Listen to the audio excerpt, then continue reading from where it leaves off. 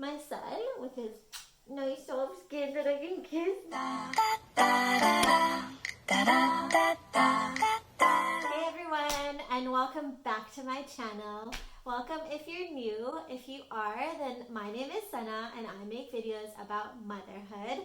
If you're interested in that, then please take a moment to subscribe. It really would mean so much to me. So today I thought I would do a video that I get asked all the time because I've had eczema my entire life. Since I was a baby, I always remember having eczema. And so when my son was born, as much as I had hoped he wouldn't get it, he did, and he started showing signs of it around 3 to 4 months old. Basically, as soon as he could get his hand to scratch himself, he did. And so he started developing some really rough patches, and he started bleeding and having cuts all the time. And you know what, we went through a lot of things with him. We discovered he had a lot of allergies, and you know, I'm happy to say now that he is completely clear of his eczema. He gets like some minor dry skin here and there in winter, but really he's absolutely fantastic, and I am so grateful for that because it broke my heart to see him, because if you don't know what a child is going through, I'm sure it's so difficult. Like, I'm sure for my mom it was really tough seeing me in pain, but she didn't really understand what I was going through. But I've gone through very severe times in my eczema, and I know exactly what it feels like in all of those moments and how frustrating it can be, especially for a child who doesn't understand what they're going through.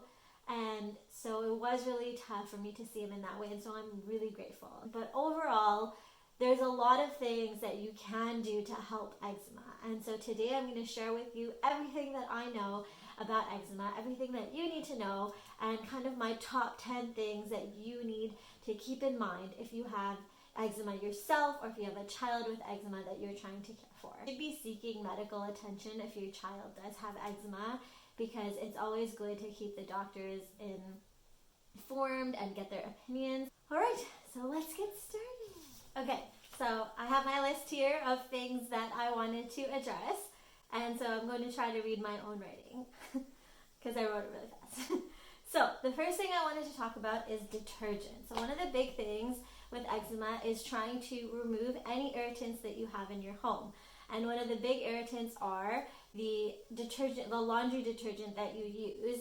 And they sell a lot of baby detergent, which I'll talk about baby products later. But basically, you want to look for a hypoallergenic detergent. They're often called free and clear. And you want to be looking for something that really is not scented at all. You even want to consider that if you're using a regular detergent for your clothes, that it might be left over in your washer. And then even if you use a hypoallergenic detergent for your baby's clothes, that it might be still gathering the same detergent from you. And so it's a good idea to honestly just switch over to a hypoallergenic one for you and all of your family, because that way you're ensuring that your child isn't getting into contact with any detergent that irritates them. Number 2 that I want to talk about is kind of related to that, but a little bit different, is the soaps and shampoos that you use. So the same logic applies where you don't use a soap or a shampoo that has a scent to it. Overly scented things are always irritating to eczema. And so you want to use a soap on your baby that's really gentle and really easy to use. The shampoo, you don't want to be using like a Johnson & Johnson shampoo because they're very heavily scented. So I will show you the shampoos that I use actually. And so I usually use a mix between like the Honest shampoo is pretty good, and I know you're going to say it does have a scent to it, and it is lavender scented, but it is still plant-based, hypoallergenic, and the lavender doesn't seem to irritate our skin as much as some other scents, so we do use that. And the other thing is this, it's the ECZEMA Exo Mega, and this one is kind of oat based, and it's the emollient shower oil, and it's anti-scratching. This was actually recommended to me by a dermatologist, and the logic he said was that people with eczema are really lacking the natural oils that are in your skin, and normally you take a shower to remove those oils and clean yourself, but when you have eczema, you actually want to be putting moisture back into your skin because you don't have any to begin with. This has saved me when I've had severe eczema in my hair. I use this as a shampoo when I had severe eczema in my hair, and it literally made made a world of a difference. So number 3 is bath time. So a lot of people have different opinions on whether you should or should not give baths often. For me, if your child's skin is infected and your doctor has told you that your child's skin is infected, it's good to give a bath every day, because an infection means that you need to keep it extra clean. If your child's skin is not infected and just inflamed, then in my opinion, you should be giving your child a bath maybe once or twice a week, especially a baby, because they don't really get that dirty, so you can clean them off and not have to give them a full-on bath. And it just helps their skin gain some of the moisture back that they are lacking, and it really will help their eczema. The other thing that's important to remember in a bath is to give your child a bath, most room temperature water that you can.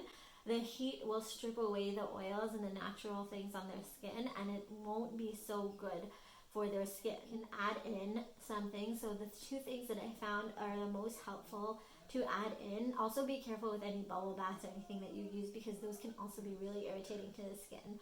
So the 2 things that you can add is, one is oatmeal. You can either buy, Aveeno sells like baby bath packets for oatmeal that are really good and easy to use. You just open it, you put it in the bath, and you let the kid soak in it for a while, and that can be really helpful to the skin. You can also take your own oatmeal, grind it up, and put it in like a pantyhose, and you can dip that into your bath. That also works. Another thing that you can use is Epsom salts, and Epsom salts are really, really good for people with eczema. I wouldn't use it more than once a week at most for your baby, because they are kind of strong, but they really help bring out the toxins in the skin. So like a bit of a, what's it called? I'm blanking on words here. Exfoliator. Yes, when they're done, you'll see it's really smooth. And it also, like, as someone who has eczema, and when I take an Epsom salt bath, it just calms my skin down so much. So number 4, and then this is the big question that I get asked all the time, and it's creams. Honestly, I will show you what I use. I don't like using the very medicated creams, because I find I use them and they make it better for like a little bit, but then it makes it a lot worse. I've had very severe reactions and negative repercussions from overusing cortisone in my life, because every doctor will just prescribe you cortisone when you have eczema. And I have really big scars on my legs where you can pretty much see my flesh because of how severe cortisone use was. And so I'm now off cortisone. I don't use cortisone. I live my life free of it, and I'm very happy for it. You know, if you use that, then I would suggest always using it short term. Don't ever use cortisone long term. If you need it to make it better short term, then I think that totally makes sense. The creams that I use are mainly the Aquaphor. So this is what it looks like. It's made by Eucerin. I really like the Aquaphor over the Vaseline, because the Vaseline is petroleum based. And the best thing to do is to have your child take a bath. And after the bath, when their skin is wet, don't dry it off. Just put this on directly, and it'll be like really white and odd at first, but really, it really helps lock in the moisture, because this just acts as a sealant. And so it'll seal all the water into your baby's skin and really moisturize it. I use this, my babies use this. And then if there's like a flare out, then we do use the hydrocortisone, the 0.5%. This is the lowest potency you can find. This is like what you would find at the drugstore, and it's like levels below what they prescribe you at the doctor's office. So if there really is like a heavy breakout, then we do use this sometimes, which maybe you feel is a little bit different to what I just said about all the cortisone stuff, but this is really like, it's probably 1% as strong as the other one. The cream though that I find is that everybody tries different creams and uses different ones, and really it works differently for different people. And so if you feel like, you know, you're not really sure, try different ones and try different creams. I know some other ones that people really like are Cetaphil. People even like the Cetaphil cleaners. People like CeraVe. CeraVe is another popular one. There's also Black Soul Base. Roche-Posay is also like high up there. Like, I just hear recommendations all the time. Some people just use oils and things like that. That can also work. It really depends on your baby's skin. You need to try these things out and see how your baby reacts. So the 5th thing that I want to talk about is, are you joining me? Yeah. Okay. You want to sit with me? Yeah. Okay. Sure. All right. So he's joining my video. So this is my son with his nice soft skin that I can kiss. What's it next to you? Okay. So So the next thing I want to talk about is a humidifier.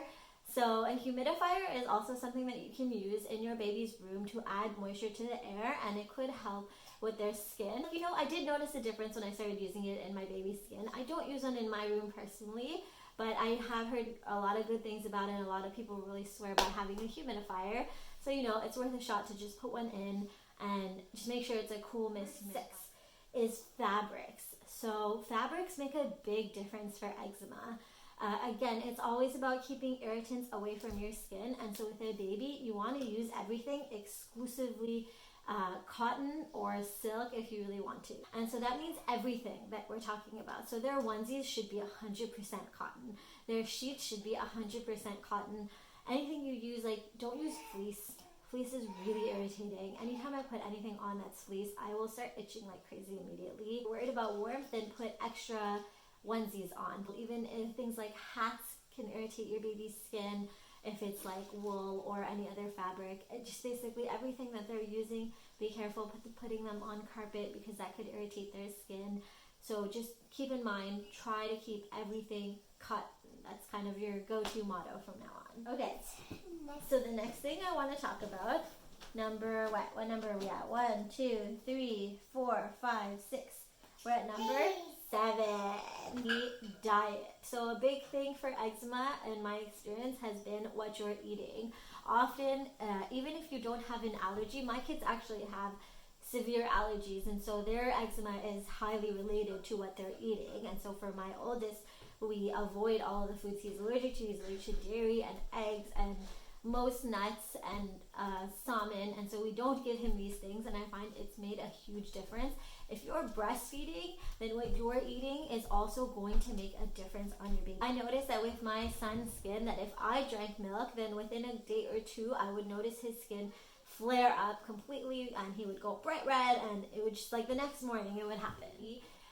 If your child's not allergic, their eczema can still be aggravated and made worse by the things that are common allergens. Common allergens are dairy, eggs, nuts, soy. It's not the same thing as lactose free. So if you're using lactose free things, you really want to be looking for things that are alternatives. So I did with my eczema when it was really severe was an elimination diet. I might do another video on that another day because it's a whole story, but basically I took everything out of my diet and then reintroduced it slowly, little by little, to try and figure out what I was allergic to and what I was reacting to, but also just to give my immune system a break. To number 8. One of the best things that you can give your baby to help their eczema, if you want to be giving them a supplement to aid, is a probiotic. A probiotic is a really good supplement to give to your baby. They sell them for babies, and often they give it to babies who have tummy issues and things like that, and it's because babies, when they're really small, their immune systems are not so strong, and the probiotics really help introduce a lot of good bacteria into their system, so that way it helps them process and digest everything, and it also will help their skin. So number 9 is swaddling your baby. So if your baby is not rolling over or not really mobile, then swaddling is fantastic for a baby with eczema because it really helps keep their arms down and keeps them from scratching themselves. And that'll help heal their eczema, because the less they scratch, the better their eczema will be. Baby starts crawling, we had the issue of him, breaking out of his swaddle and then scratching himself. So what I did find is called the Zippity Zip, and it's basically a swaddle blanket where their arms are inside, but it looks like this really funny thing. And I'll link it down below so you guys can check it out if you want to. And it's a little bit pricey, I found, for what it is, but it's worked so fantastically for us. I know they also sell eczema sleeves that you can put on your baby's skin. We tried the socks under the onesie, and that's also a good method, but I found he used the socks are really hard to find in 100% cotton, and he used them to really irritate his skin. So the last thing I want to talk about, number 10, is baby products. So they sell a lot of baby friendly products, and honestly, while those are baby friendly, they're not really eczema friendly because they're often scented. They often have things in them that are better for a baby's skin than it would be for an adult skin, but you're talking about a regular baby and a regular adult. Whereas if your baby has eczema, or if you have eczema, a baby product can still be very irritating for their skin.